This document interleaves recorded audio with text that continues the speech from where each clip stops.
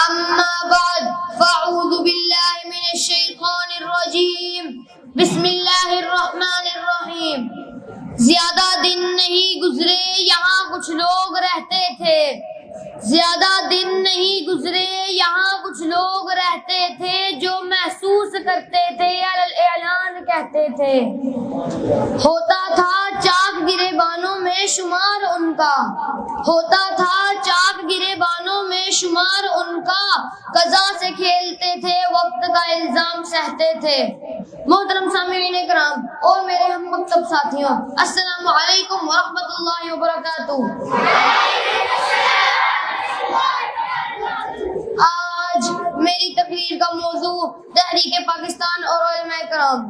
محترم سامعین، 14 اگست 1947 کو اس دنیا کے نقشے پر نمودار ہونے والا اسلامی ملک جسے ہم سب پاکستان کے نام سے جانتے ہیں، یہ ملک ہمیں کسی ورثے میں نہیں ملا، بلکہ اس کے پیچھے پاک و ہند 300 سال جدوجہد کی قربانیاں ہیں۔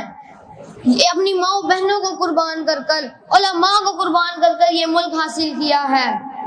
اس ملک کی سنگ بنیاد در حقیقت اس وقت پڑ چکی تھی جب 18 سالہ نوجوان محمد بن قاسم حق کی یلغار لے کر سندھ کو فتح کرتا ہوا ملتان تک کے علاقوں میں اسلام کا بول بالا کرتا ہے۔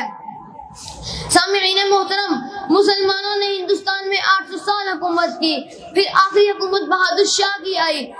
اس کا فائدہ انگریزوں نے اٹھا کر مسلمانوں کے آخری حکمران بہادر شاہ کو شکست دی اور اپنی حکمرانی قائم کی۔ اس کے بعد علماء پر ظلم ہوئے، مسلمانوں کو غلام بنانا شروع کر دیا۔ علماء نے اتنی قربانیاں دی ہیں اور لوگ کہتے ہیں کہ علماء نے کیا کیا۔ 1919 میں پاکستان کا پہلا اجلاس ہوا جو مولانا ثناء اللہ نے کیا، جو کہ ایک عالم تھے۔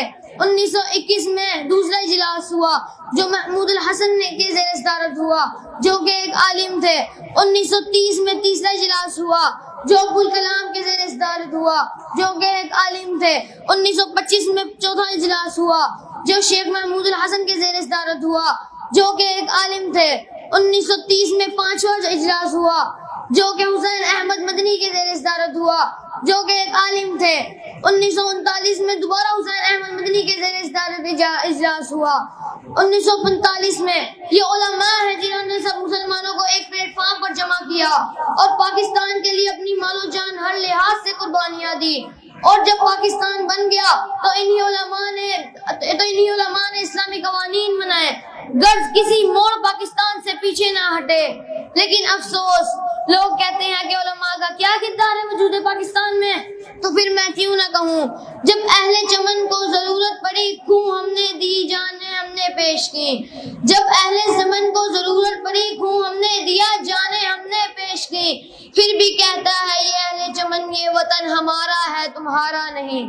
وآخر دعوانا الحمدللہ رب العالمین۔